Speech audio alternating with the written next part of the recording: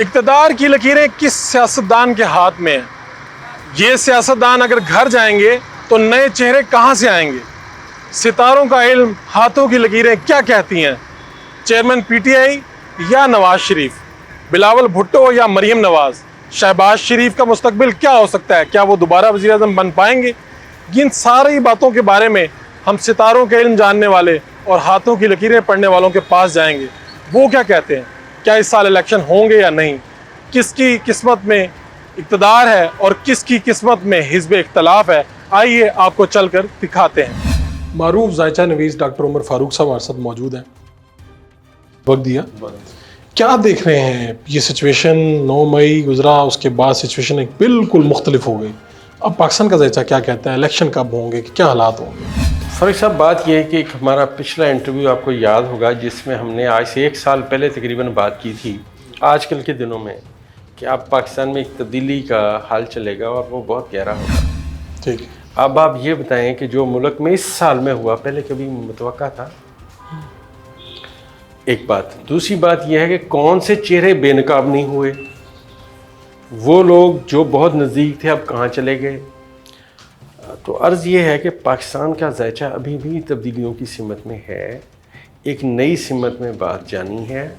माजी वाली बातें दफन हो जाएंगी। अदलिया भी एक नया जन्म लेगी।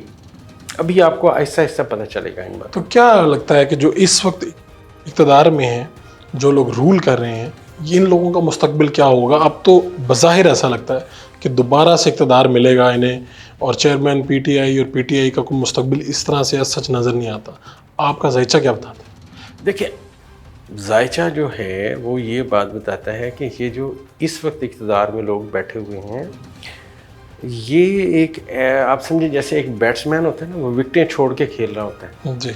एक ही उसको बाल बस मिस होनी होती है, उसके बाद उसकी इनिंग ख़त्म। तो ये जब 11 जुलाई के हम सितारों को पढ़ना शुरू करते हैं, 11 जुलाई के बाद के, ठीक है, तो 11 जुलाई के बाद जो सितारे हैं मरीख और ज़ुहल दोनों नेगेटिव हो रहे हैं। 11 जुलाई के बाद? 11 जुलाई ठीक के है। बाद।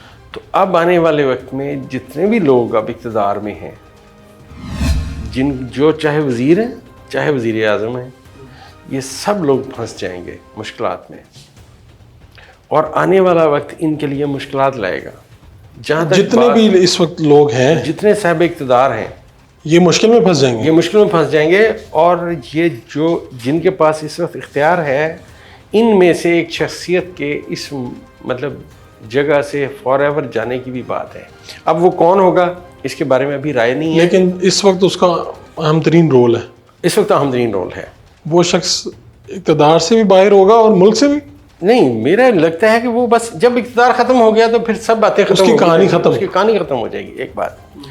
दूसरी बात ये है, जहाँ तक पीटीआई की बात है, आप ये बताएं, ये जो असद उमर है, इसका मैंने जायचा बनाया हुआ है। अच्छा। इसे इस्लामाबाद में कौन जानता था? इसे तो पीटीआई ने टिकट दिया, तो ये एमएनए बनाना चाहिए। आज वहाँ कोई और बंदे को इमरान खान टिकट देगा, वो बन जाएगा। लोगों ने वोट इमरान खान को देने हैं। इमरान खान का जो जायचा है फारूक साहब, वो मैंने पहले भी अर्ज़ किया था कि बड़ा स्ट्रॉन्ग है। आपने तो देखा, मुलाकातें भी की, तो आप तो कहते थे कि जो चेयरमैन पीटीआई है, इनके बस आगे मुस्तकबिल इनका रोशन है, ये है, ऐसा हमने देखा। लेकिन 9 मई के बाद तो रोशन तारीख नज़र आया। आपने कहा था कि वो पत्थर गिरेगा, पत्थर गिरने वाला था। चेयरमैन पीटीआई साइड पे हुए और तो शहबाज शरीफ साहब और बाकी इनके लोग आ गए, वहाँ खड़े हो गए। अब क्या सिचुएशन है? अब मैं आपसे सवाल पूछता हूँ, जो इन्होंने बजट दिया है, पैसे कहाँ से लाएंगे? जगह बताएं। बजट तो दे दिया, अगर ये पैसे ना ला सके, IMF की किस्त ना दे सके, फिर आप बताएं क्या होगा? लेकिन क्या आपका जायचा ये बताता है कि पाकिस्तान में पैसे नहीं आएंगे, ये होंगे? क्या ये बताता है कि ये आपका जो तज्जिया है? जो सितारों की पोजीशन है ना, इस जायचे की जो पोजीशन है, उसमें मरीख और ज़ुहल आपस में अपोजिट है। ठीक है। होने वाले हैं, 11 जुलाई से शुरू हो जाएंगे होना। इसका रियल माना ये है कि आपका वज़ीर आज़म इन ट्रबल है। आज उसके सितारे को रिवर्स हुए पहला दिन हो गया। तो ये अगर ये यहाँ ना होते तो आज इनका ये हालत। अभी पिछले दिनों की बात करते हैं, जब ये इलेक्शन की बात होगी, जी इलेक्शन होंगे, क्या इन्हें कैंडिडेट मिले MPA के, बताएं आप मुझे। पंजाब में आप पार्टियों की बात करें जो इस वक्त हुकूमत में, उनकी जो बात हुकूमत में बैठे हुए हैं, नवाज शरीफ एंड कंपनी हुकूमत में है ना जी, इनको कौन सा कैंडिडेट मिला? लोग तो इनको कैंडिडेट ही नहीं मिले। PTI के जो इंटरव्यू होते रहे हैं, लोग सिफारिशें कराते रहे हैं। बिल्कुल ऐसा हुआ जी। लेकिन अब तो PTI को कैंडिडेट नहीं मिल रहे। और नहीं जनाब, नहीं नहीं नहीं, कहाँ पे PTI हैं को कैंडिडेट? आप थोड़ा वेट करें, मैं अर्ज करता हूँ। मैं वो भी बड़ी ज़बरदस्त सवाल है आपका। देखिए फारूक साहब, एक सर्कल है पूरी दुनिया में, वो है 27 से 30 साल का। ठीक है। आज मैं आपके इस चैनल की विसातत से इस इल्म की गहराई के बारे में बात करूंगा। एक बच्चा पैदा हुआ तो हमेशा याद रखें वो 27 से 30 साल की उम्र तक हर चीज़ उसकी ठीक हो जाएगी, अगर वो कामयाब है तो। ठीक है। अगर नाकाम है तब भी वो इसी साल में आएगा। अब मैं दलील पेश करता हूँ। सैयद यूसुफ गिलानी को जब मैंने पहली दफ़ा उनका जायचा बनाया तो उनके जो पहले वो 30 साल थे उसमें स्पीकर कौमी असम्बली थे। अब उनके जायचे ने डबल होना था। जब मैंने उनके जायचे को डबल किया, उन्होंने कहा जी ये बंदा तो वज़ीर आज़म पाकिस्तान है। अब स्पीकर कौमी से ऊपर वज़ीर आज़म ही है ना जी, दरमियान में तो कोई सीट नहीं है। ठीक है। तो मैंने कहा जी आप अगले वज़ीर आज़म पाकिस्तान है। अब पाकिस्तान के जायचे को जब आप पढ़ें तो ये 76 से लेके 82 तक जो लोग पैदा हुए हैं, इसमें सितारे शरफ में थे, काफ़ी सारे बादशाह के खाने में थे। अब एस्ट्रोलॉजी कहती है कि नए चेहरे सामने आएंगे, पुराने बाबे खत्म हो जाएंगे। इसका मतलब ये है कि ये जो आने वाला इलेक्शन होगा इसमें नए चेहरों की तादाद नए बहुत चेहरे ज़्यादा आएंगे सामने। इलेक्शन पाकिस्तान के जायचे में है इस साल? देखें जी, मुझे तो लगता है कि इलेक्शन है, उसका टाइम आ गया है। टाइम आ गया। जो ही सूरज पहुंचेगा, मतलब इसमें बलूचिस्तान में, और ये कम्युनिकेशन होगी यहाँ पे अपना मुश्तरी के साथ, तो इलेक्शन की बात शुरू हो जाएगी, जो हमारा एस्ट्रोलॉजी कहती है। इसी साल में आपको इलेक्शन नजर आ रहा है? इसी साल में हमें इलेक्शन नजर आ रहा है। तो आपको चेयरमैन PTI का जायचा क्या बताता है? इक़्तिदार है आने वाले दिनों में उनके पास या नहीं? देखें जी, मेरी जितने मैंने लोगों के जायचे बनाए, जितना मैंने पढ़ा, मुझे तो इमरान खान का मद्दे मुकाबल ही कोई नहीं मिला। अभी तक कोई मद्दे मुकाबल नहीं है दूर दूर तक। सितारों की अपनी पोजीशन है, जो भी है उसमें भी आपको नजर आ रहा है कि इनका इक़्तिदार है दोबारा। जी, मैं एक बात और अर्ज करता हूँ। शहबाज शरीफ साहब गिरफ्तार हुए, नवाज शरीफ भी वज़ीर आज़म थे, गिरफ्तार हुए। सैयद यूसुफ गिलानी स्पीकर कौमी असम्बली के बाद गिरफ्तार हुए। सब ने जेल काटी जी, बिल्कुल बड़े सियासतदान, सब ने जेल काटी।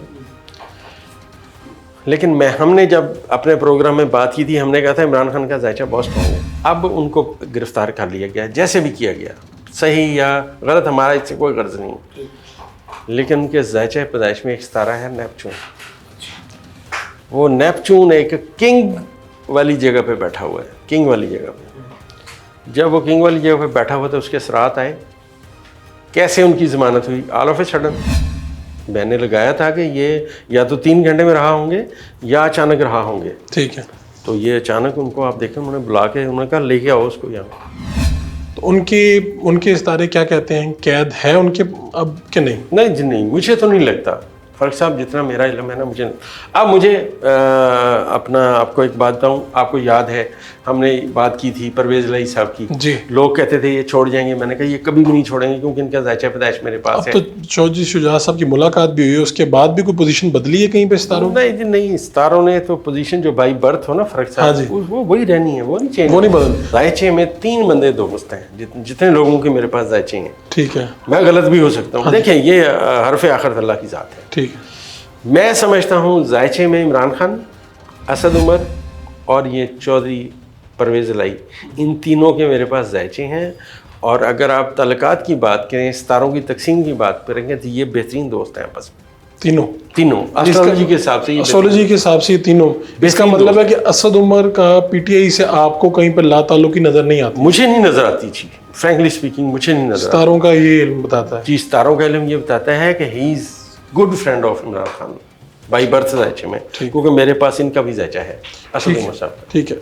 नवाज शरीफ का, शहबाज शरीफ का, इसमें जब ये सितारे नेगेटिव होंगे, अगर आप थोड़ा सा फ़र्क साहब एक बात और बताता चलूँ कि ये अगर आप पाकिस्तान के वज़ीर आज़म का जायचा पढ़ें तालिब इल्म के हिसाब से, तो इस वक्त पाकिस्तान के वज़ीर आज़म के जायचे में धोखे और फ्रॉड की निशानदेही है। और मुझे लगता है कि ये जो इन्होंने बजट पेश किया है, ये गोरख धंधा है, ये इन्होंने धोखे और फ्रॉड किया है, उसके अलावा कुछ भी नहीं है। तो पाकिस्तान का जो वज़ीर आज़म अगला कौन हो सकता है, जायचा क्या बताता है?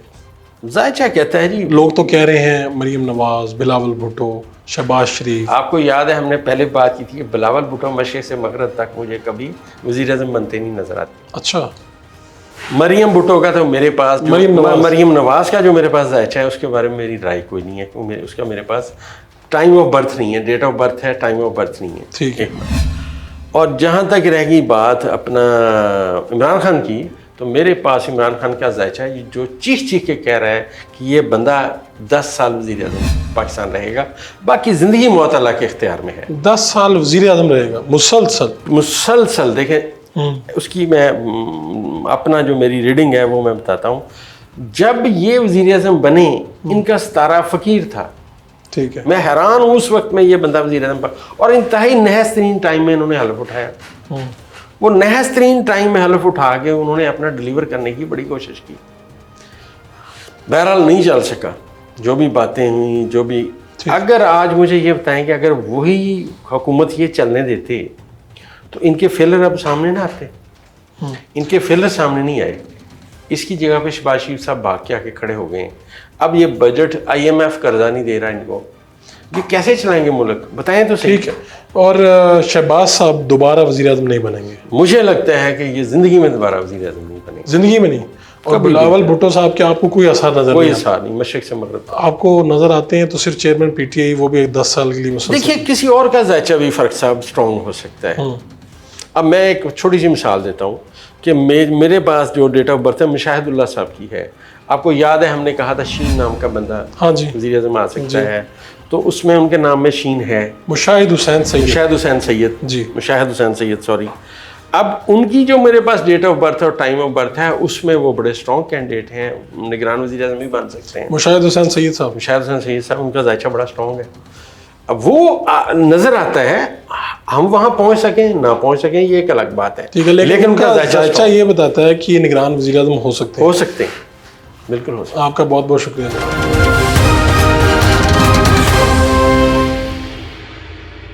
फ़न दस्तशनासी का बड़ा नाम है सादिक मलिक पामेह साहब। मलिक साहब, बहुत शुक्रिया, आपने वक्त दिया। आपने तो चेयरमैन PTI का हाथ देखा और बहुत सी बातें कहीं, क्या कहती हैं लकीरें, क्या मुस्तकबिल हो सकता है?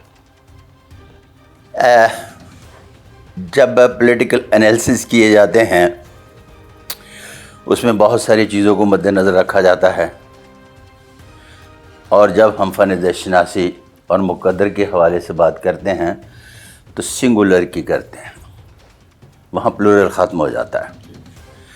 अब 1 बाय 1 पूछते जाइए। 1 बाय 1 चेयरमैन PTI। जब आप चेयरमैन PTI की बात करते हैं तो उनकी हथेली गहरी।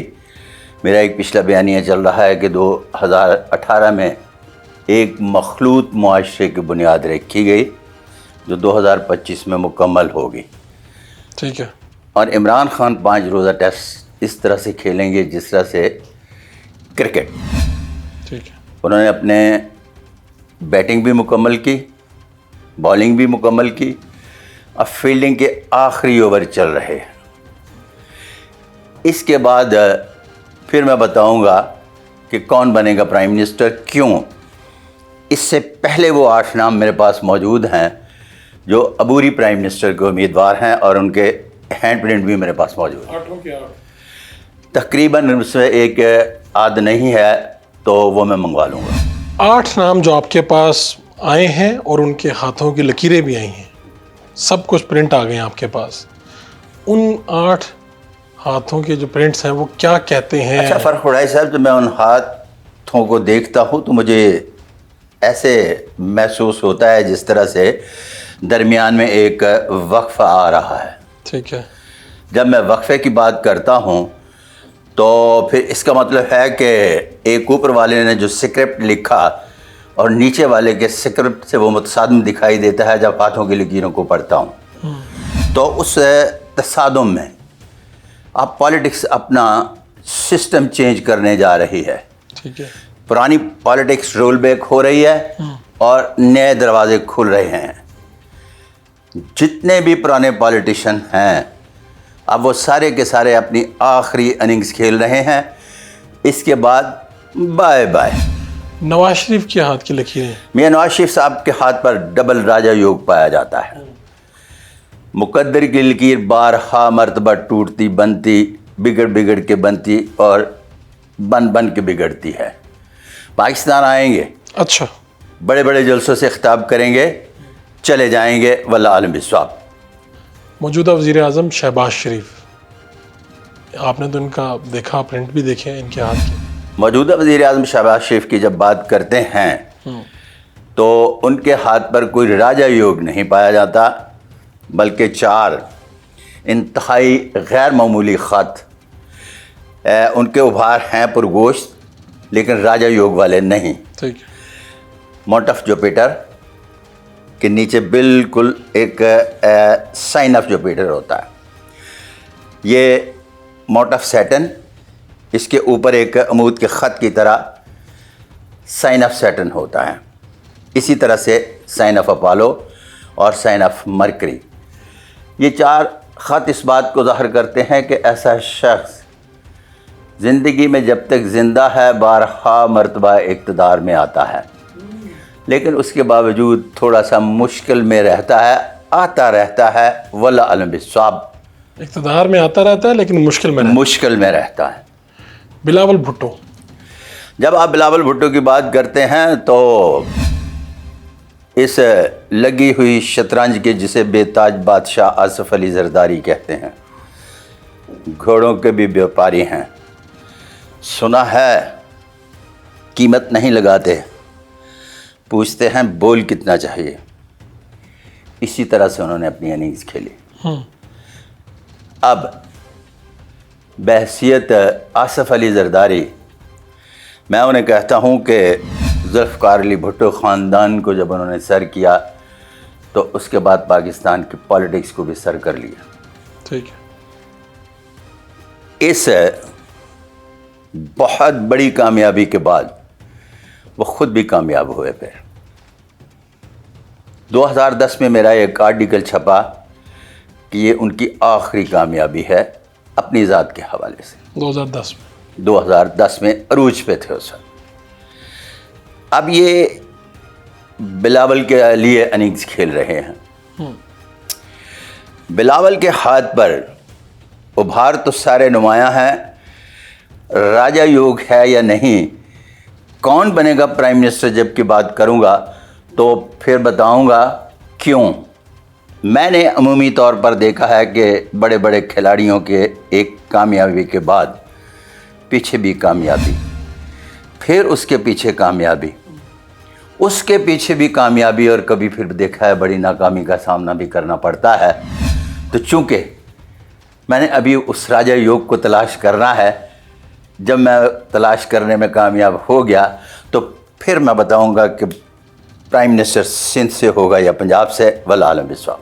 मरीम नवाज कभी हाथ देखिएगा, ये वाली पोर बहुत ज़बरदस्त फासले से है, इतना फासला किसी हाथ पर आपने आज तक नहीं देखा। ठीक है।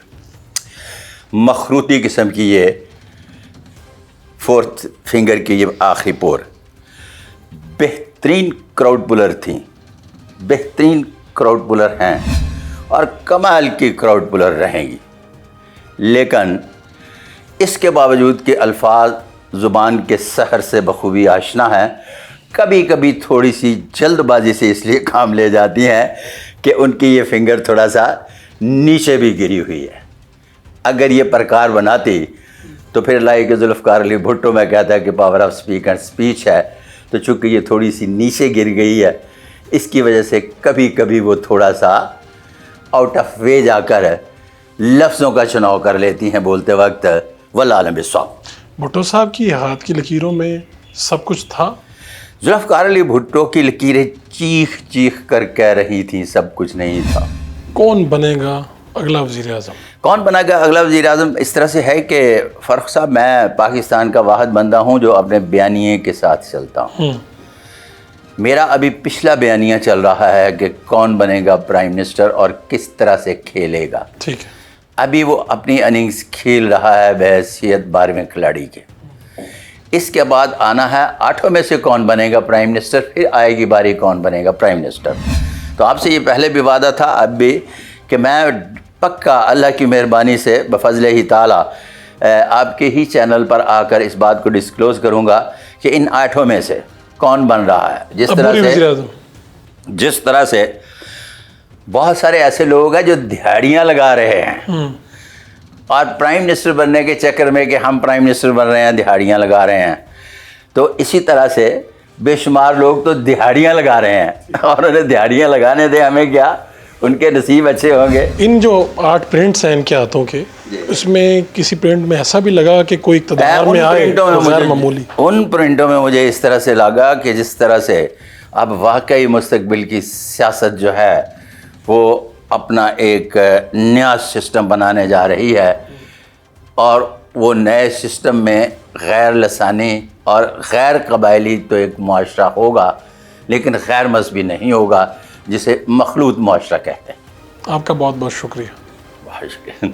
हाथों की लकीरें, सितारों का इल्म, ये क्या कहता है? कौन होगा अगला वज़ीर आज़म? पाकिस्तान में इलेक्शन कब होंगे? ये सब बातें एक शॉर्ट कमर्शियल ब्रेक के बाद बताते हैं।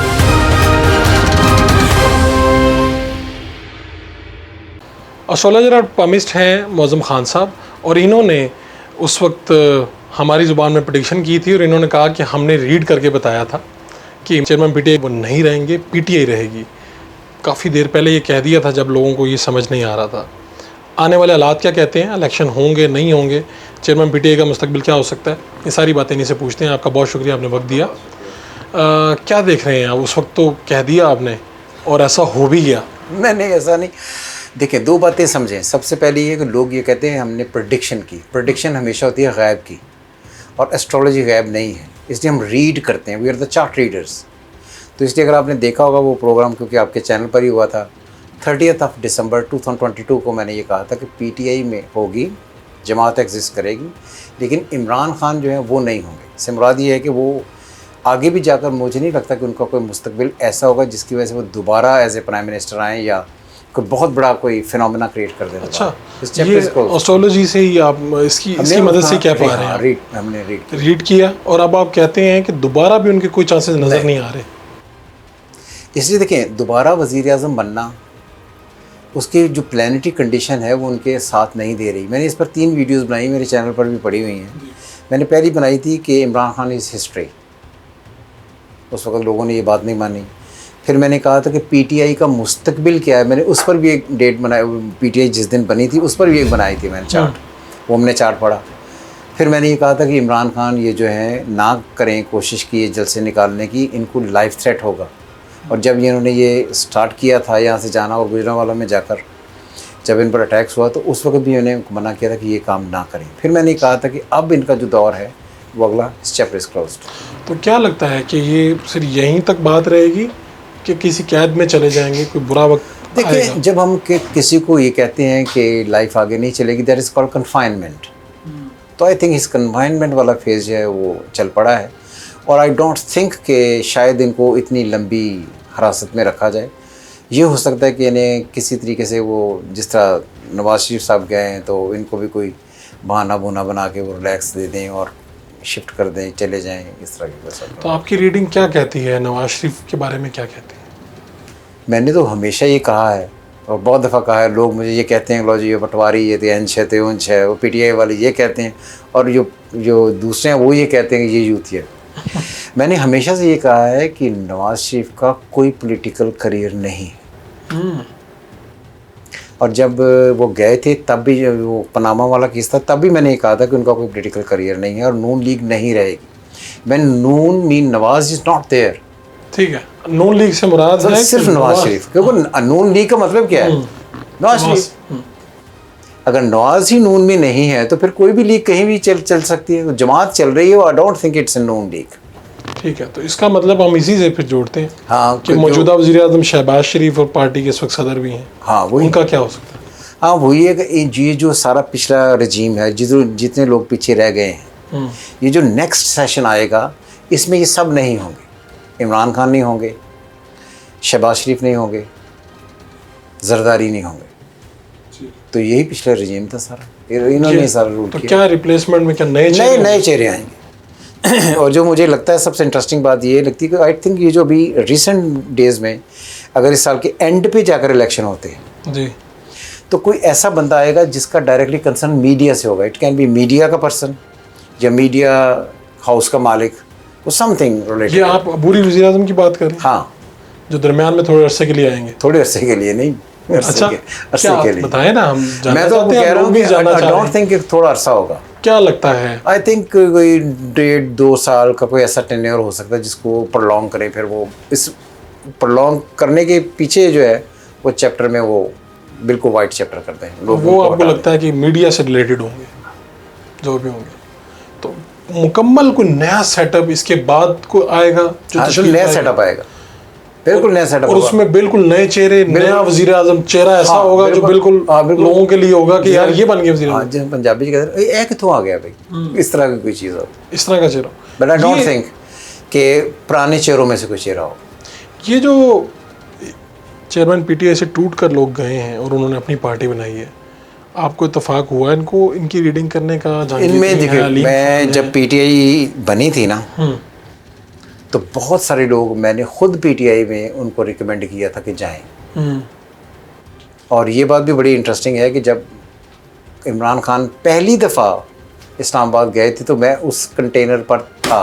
अच्छा, इतना मुझे जुनून था इस बात का कि नया पाकिस्तान बने। हमने 60 इयर्स अपनी लाइफ के गुजारे, लेकिन वो पाकिस्तान जिसकी हमें ख्वाहिश थी वो बनता हुआ कभी नहीं देखा था। तो उस प्यार में गए थे कि यार कोई एक आदमी ऐसा आएगा जो पाकिस्तान को बदलेगा और जो हम चाहते हैं वो हो जाएगा। ठीक है। तो बरो नहीं हो। आपकी तो अपनी उम्मीदें भी टूटी। Definitely dejected. मैंने तो 2 दफ़ा टीवी पर हाथ जोड़कर ऐसे माफ़ी मांगी कि मैंने जो गलती की, पाकिस्तान नया बनाने के लिए जिन लोगों को मैंने सपोर्ट किया, मैं उनसे बहुत मायूस हूँ। ठीक है। तो इस वक्त बिलावल भुट्टो साहब भी जो हैं वो भी कहते हैं कि अगला इक़्तिदार हमारा होगा। कहने और होने में तो बहुत फ़र्क है। आपको क्या लगता है? रीडिंग क्या आई डोंट थिंक कि ऐसा होगा। ये भी नहीं लगता आपको? तो किस तरह की हुकूमत नज़र आती है? कोई देखिए, मिल के हुकूमत बनेगी? हाँ, क्या होगा? बड़ी इंटरेस्टिंग बात यह है कि मैं आज ही एक वीडियो बनाने लगा था जो मुझे अनफॉर्चुनेटली टाइम नहीं मिला क्लाइंट्स की वजह से, कि क्या पाकिस्तान में पॉलिटिक्स और स्पेशली डेमोक्रेसी कभी सर्वाइव करेगी। ठीक है। मैं ये वीडियो बनाने लगा था। अगर हम ये समझते हैं कि पाकिस्तान की पॉलिटिक्स में आर्मी का, या जिसे हम एस्टेब्लिशमेंट कहते हैं, का रोल ख़त्म हो जाएगा, ये कभी नहीं होना। ठीक है। We have to- आपको रोल नज़र आ रहा है मुसलसल? We have to live under the umbrella of army. तो ये जो सिलेक्शन वाला सिलसिला ये थ्रू आउट लाइफ ही चलना है जब तक पाकिस्तान बनेगा, क्योंकि पाकिस्तान की जो प्लानिटरी कंडीशन है ना जायचे में, उसमें sun in Leo, Venus in Leo, Mercury in Leo, Saturn in Leo, Rahu in Taurus, Ketu in Scorpio with Jupiter, moon and Mars in Cancer. तो आर्मी जो is called, is red by Mars with moon. ठीक है। तो we have कि हमारे ज़हन में भी है और ये हमारी तकदीर में है कि हमें आर्मी को लाना होगा ही। आर्मी ही रूल करेगी। आपको इस तरफ कर ले, आपको इस तरह कर ले, जो भी कर नज़र यही आ रहा है, चाहिए बता। ले। ये मतलब Maryam Nawaz sahab, no future, no future, no कहीं पे कोई किरदार कोई किरदार नहीं। She can be crowd puller, that's it, बस nothing else, nothing more than this. आपको कहीं पे इक़्तिदार नज़र नहीं आता? आप तो बड़े परेशान कर देने वाली बातें नहीं, मैं तो हमसे ज़ाहिर को छोड़, हम तो सीधी बात कर रहे हैं। और ये जो बात आपको नज़र आ रहा है, और सियासी हमने- तज्जिया निगार को छोड़ गया है। हाँ, और हमने आज नहीं कहा, मैंने ये बात आज नहीं कही, ये मैं तब से कह रहा हूँ जब वो नवाज शरीफ जब गए थे तब से। तब देख रहे हैं तो 3.5 साल इमरान साहब ने गुजारे, एक उसके ऊपर एक ऑलमोस्ट साल एक और गुजरने वाला है। 3.5 साल हो गए। आपके कुछ जवाब जो हैं वो तो हमारे अगले सवालों को भी ख़राब कर रहे हैं। जिस तरह आपने नहीं कहा खराब, नहीं खराब। कि जो बुरी सेटअप है, हाँ। वो आपको ये लगता है कि बुरी वज़ीर आज़म जो आएगा वो 1.5 से 2 साल तक रूल करेगा। तो ऐसे में फिर आपसे ये सवाल कैसे पूछा जाए कि इलेक्शन कैसी साल होंगे या अगले साल तो मैंने तो ये कहा कि इस साल के एंड पर ये जाकर इलेक्शन का प्रोसेस थ्रू हो जाएगा। थ्रू हो जाएगा? हाँ, थ्रू हो जाएगा, लेकिन जाकर उसकी एग्जिस्टेंस में जो लोग आएंगे फिर वो एकदम से नहीं जाएंगे। लोग आएंगे, इलेक्शन की बात होना शुरू हो जाएगी। हाँ, लेकिन वो करते करते बात टाइम जाएगी लगेगा, फिर आगे। जाएंगे। इस वक्त पूरे पाकिस्तान का यही मुस्तकबिल है। फौज भी, इस्टेब्लिशमेंट भी मौजूद है, नए चेहरे आने हैं, लेकिन नए चेहरों को कोई जानता नहीं है। कौन से नए चेहरे? इन्हीं पार्टीज में मौजूद कोई नए चेहरे होंगे? नहीं, आई डोंट, ये बड़ी बात गौर से, यही वो हमें से कहते हैं, बार बार मैं एक वर्ड यूज़ करता हूँ टीवी पर, रिस्ट्रक्चरिंग। जी। रीस्ट्रक्चर का मतलब होता है कि एक स्ट्रक्चर गिरे और फिर नया स्ट्रक्चर बने। अगर आप कोई घर बनाते हैं और बिल्डिंग को आप डिमोलिश कर लेते हैं तो वही ईंटें उसमें नहीं लगती। तो इसका मतलब अनएक्सपेक्टेड है जी। हाँ जी, unexpected new faces which is not known to the people. कोई ए बंदा किधरों आ गया, इस किस्म के लोग आएंगे। तो इसका मतलब नई पार्टियों को तो आपने वो जो नई तो पार्टियां पार्टी- पुराने चेहरे वाली वो उनको तो आपने कर दिया साइड। ऑब्सोलीट हो गए वो।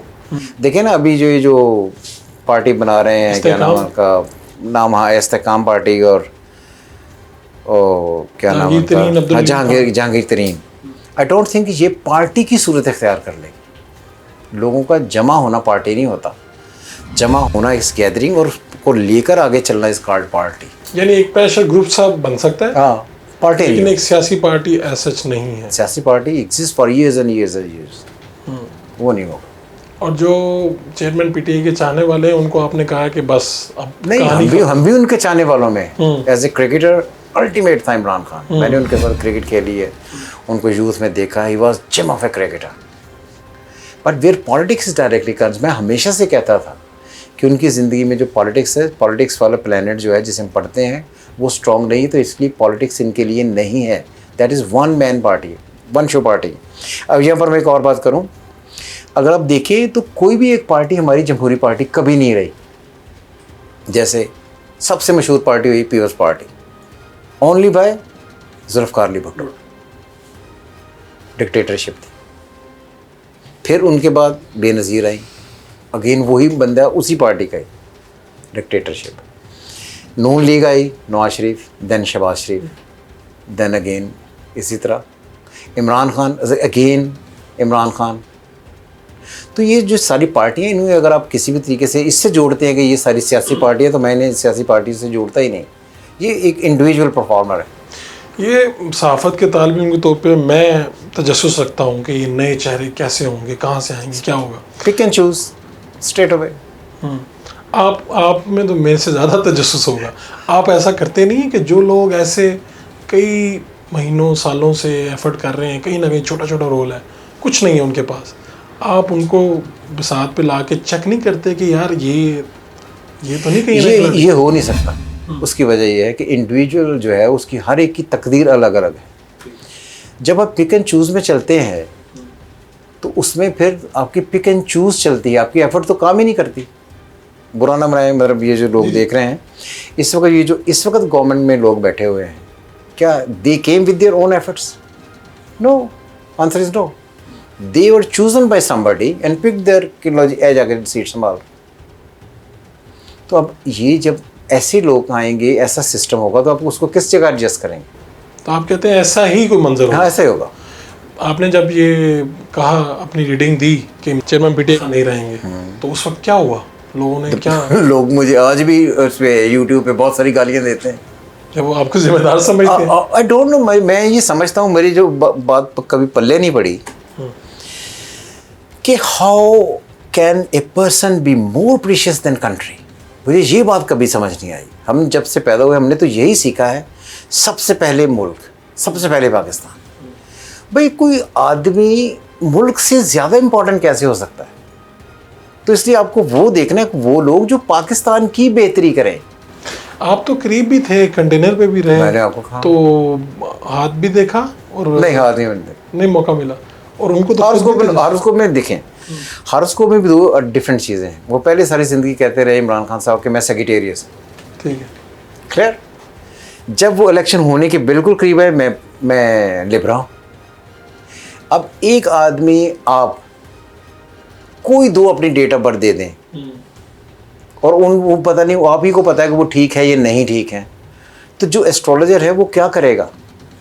वो तो फेल हो गया, क्योंकि उसे जो लेटर पढ़ना है आपने वो लेटर दे दिया, जो उसे लैंग्वेज आती है वो लैंग्वेज है ही नहीं, कोई और ही दे दिया। एक आपने रशियन पकड़ा दिया, एक आपने जर्मन पकड़ा दी, बंदा उर्दू पढ़ता है। फिर क्या करते हैं हम इन सब का एनालिसिस करने के लिए पाकिस्तान का जायचा पढ़ते हैं, इनका नहीं पढ़ते।